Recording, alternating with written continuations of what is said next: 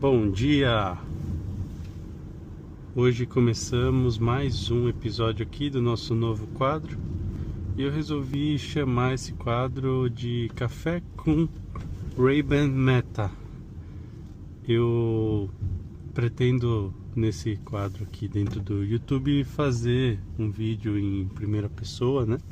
Usando o meu Ray-Ban Meta, gravando aqui sem atrapalhar a minha condução e também permitindo que eu fale um pouco mais com vocês, aproveitando o tempo de deslocamento, né? Então, o primeiro ponto desse nosso novo canal aqui, nessa nova linha editorial, ela pretende ser semanal. Então a gente vai ter vídeos aí alternados com o nosso canal Cantinho da Saúde. Então, se você ainda não me segue aqui no YouTube, essa é a oportunidade de você se inscrever aqui no nosso canal. E você vai ter vídeo semanal, pelo menos 2 vídeos dos shorts diários aí que a gente posta, vídeos também mais curtos, né? Com conteúdos sobre gestão em saúde, assistência relacionada principalmente à clínica médica, terapia intensiva, medicina do estilo de vida, empreendedorismo e outras cositas más.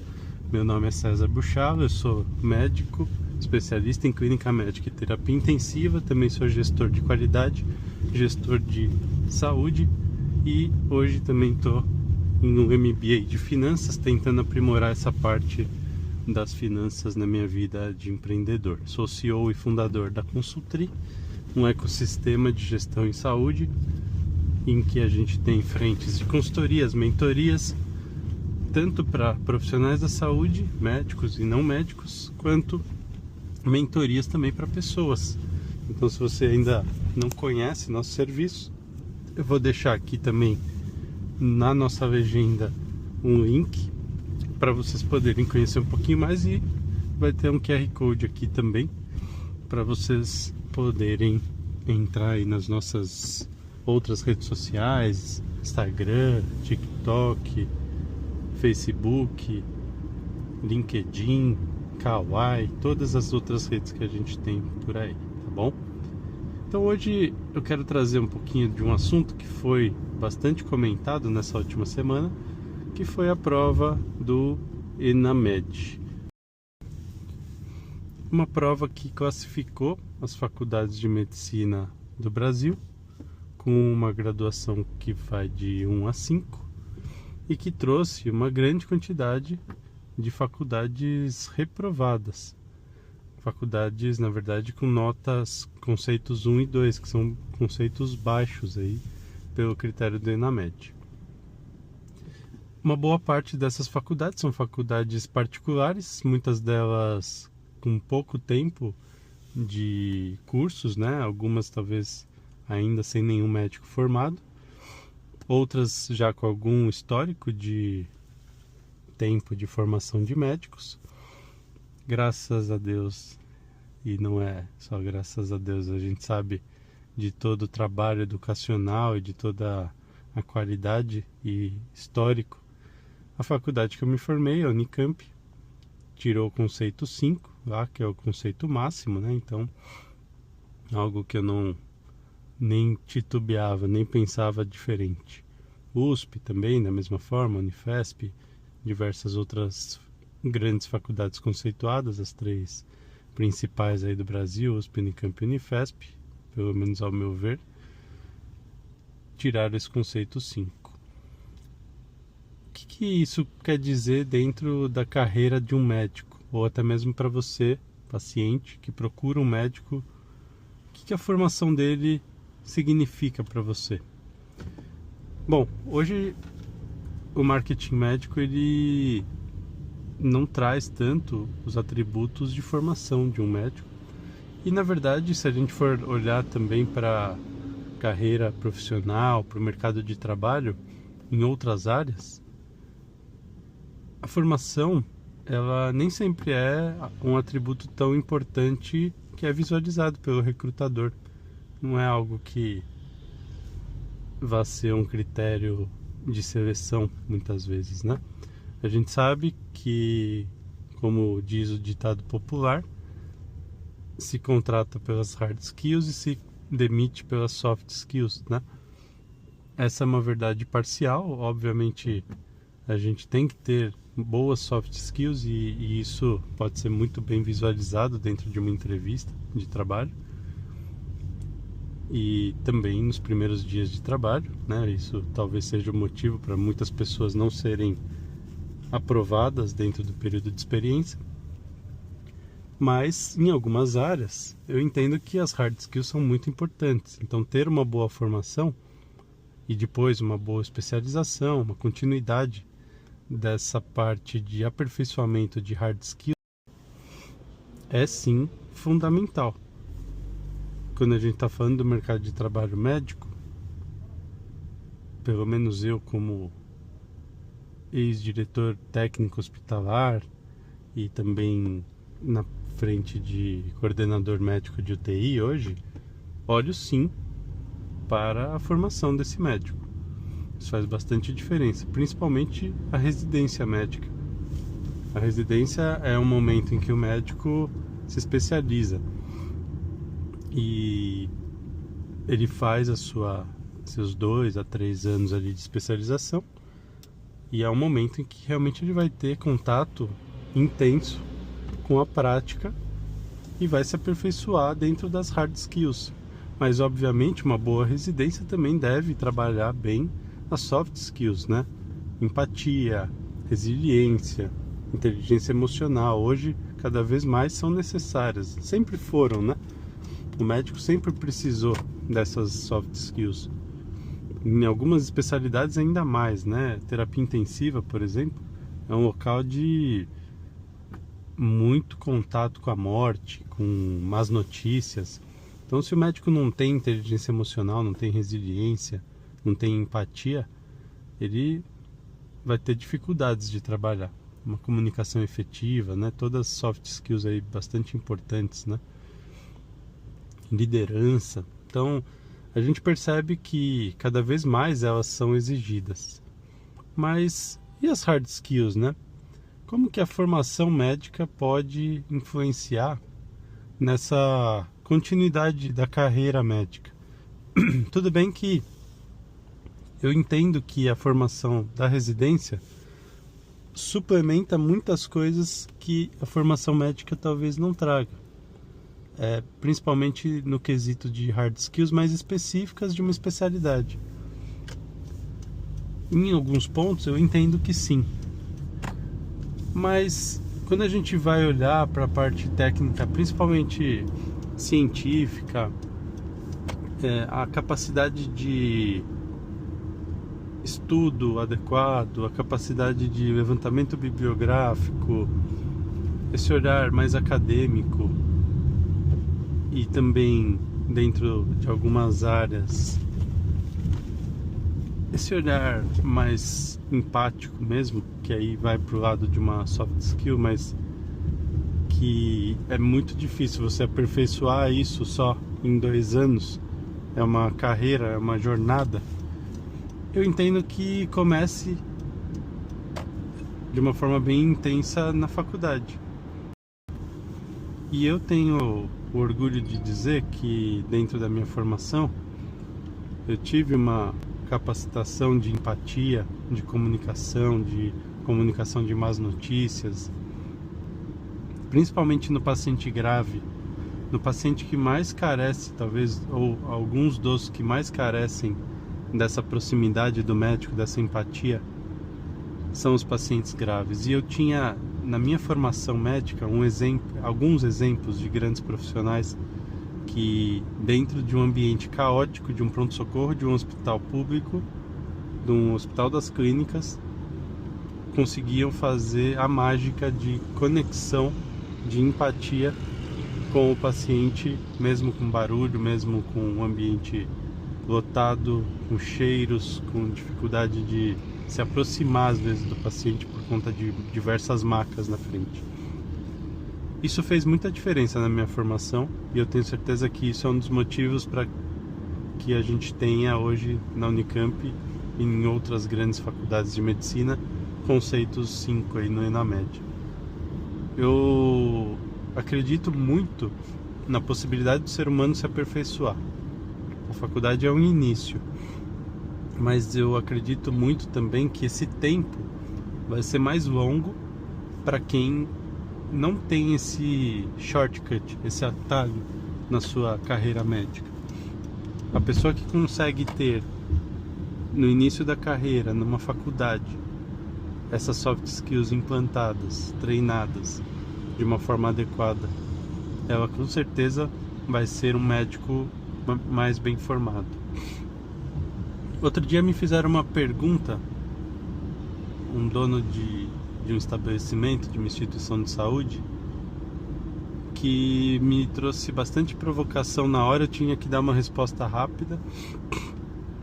Não sei se foi a melhor, mas eu entendo que sim.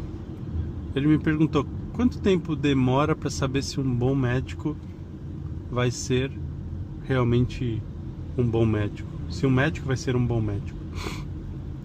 E eu falei para ele que talvez isso possa ser identificável entre o 5º e 6º ano.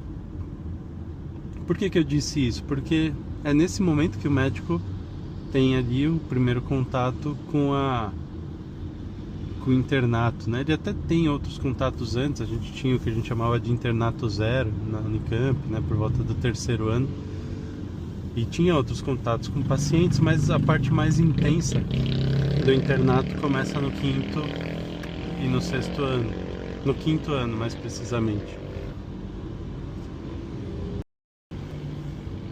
O bom médico, para mim, tem que ser um profissional que tem qualidades de empatia, de comunicação com o paciente. Tem que ser uma pessoa que tenha esse contato, mesmo que ele seja um radiologista que vai se comunicar pouco com o paciente. Mas para mim a medicina, por ser uma ciência biológica, ela carece desse contato humano. Mesmo que seja um perito, um técnico, ele vai ter que ter contato com outras pessoas. E uma pessoa que não tem capacidade de se comunicar, de ter empatia, de ter contato com seres humanos, talvez seja um bom técnico só, não um bom médico. Eu não consigo entender um bom médico que não se comunica adequadamente com outros profissionais ou com outras pessoas. Ele pode ser um gestor, né, e sair da área assistencial, mas ele vai ter que ter esse contato com pessoas, seja como líderes, seja familiares, né? Como diretor médico de um hospital, eu tinha muito contato com familiares, com pacientes, ouvindo deles a experiência, ou até mesmo em situações de queixas, no Disclosure, que a gente comentou recentemente também no nosso canal lá do Spotify. Então, o bom médico, ele começa na faculdade. E eu acredito muito nesse momento do 5º para o 6º ano, no 5º ano, na verdade, em que uma chave é virada, de que realmente o médico precisa entender a sua missão na Terra. E uma pessoa que faz uma faculdade de conceito 1 e 2, por mais esforço que ela tenha, por mais que ela corra por fora, por mais que ela faça uma boa faculdade, uma boa residência, ela dificilmente vai ter essa conexão, essa mudança de chave de uma forma adequada. Leva muito mais tempo para isso acontecer. Talvez ela vire um bom médico, uma boa médica, mas demore muito mais tempo. E é aí que está o grande problema, porque essa demora pode trazer consequências para um paciente, pode trazer um erro médico, pode trazer uma imperícia, uma imprudência, uma negligência, ou até mesmo pode trazer um profissional com péssimas soft skills, que não sabe se comunicar, que não sabe interagir em grupo. Então eu acredito muito na essência da medicina. Infelizmente, a abertura de diversos tem feito muitas pessoas que não têm uma vocação migrarem para a medicina por status. Medicina não é status. Tem que realmente ter essa missão, tem que ser um propósito de vida. Não é qualquer um que acorda, vai para uma UTI para ver pessoas morrendo, pessoas com doenças graves, vai comunicar más notícias, ou vá para um centro cirúrgico operar pacientes graves, ou até mesmo vá para uma clínica de estética, vá para uma frente mais estética, mas que vai ter problemas, que vai ter queixas, que vai ter pacientes com problemas de saúde e eventualmente insatisfeitos, vai ter dificuldades para prosperar, para empreender, gastos, despesas, dívidas, dificuldades nesse mercado de saúde, até mesmo relacionadas ao empreendedorismo médico no Brasil. Não é qualquer um que escolhe essa área. Ela não pode ser um mero status, ela não pode ser um bacharel em medicina, diferente do que a gente vê muito comumente aí no direito, uma formação de advogados que acabam depois nem fazendo o título da OAB, uma prova também com altos índices de reprovação. A medicina não pode se tornar esse tipo de profissão. E muita gente talvez me critique um pouco por eu falar de venda na medicina, de precificação, dessa parte de empreendedorismo, de gestão. Isso não me faz um pior médico. Eu não acredito que o médico precise se desvalorizar, então isso é o que eu rogo muito. Eu entendo que muita gente não saiba fazer esse trabalho de precificação adequado, não saiba fazer a venda adequadamente, e isso é prejudicial não só para ele, é para o paciente, porque se ele não consegue convencer o paciente a aderir a um tratamento que ele entende que seja bom, ele talvez realmente não seja um médico completo. Ele pode ter vários atributos, mas ele peca em um forte atributo que é o de influência. E você saber influenciar uma pessoa, principalmente para o bem, né? O nosso objetivo nunca é influenciar para o mal, como médicos, é fundamental para conseguir resultados de um paciente e para se tornar um médico com desfechos melhores, sejam clínicos ou cirúrgicos. Então, aqui o que eu quero deixar de conclusão é que um bom médico começa sim na faculdade, talvez nos últimos anos, mas ele precisa de uma boa formação, de bons tutores, de bons mentores, de bons professores que vão trazer para ele essa experiência que ele ainda não tem e que ele levaria décadas para adquirir de forma precisa e boa como eles. Segundo ponto, eu acredito sim no aperfeiçoamento do médico depois de uma má faculdade, mas eu não acredito que esse médico vai ser igual a um médico formado numa boa faculdade. Isso é impossível, ao meu ver. Eu não vejo como algo real. Médicos bons, todos os que eu conheço, tiveram uma boa formação em boas faculdades e todas elas com conceito 5 nessa pesquisa. E eu torço para que isso mude, para que esse resultado traga mais consciência para a abertura de novas faculdades e também para as pessoas que estão se inscrevendo nelas, né? Porque estão começando cursos de medicina em faculdades com esses conceitos, que revejam sua ideia.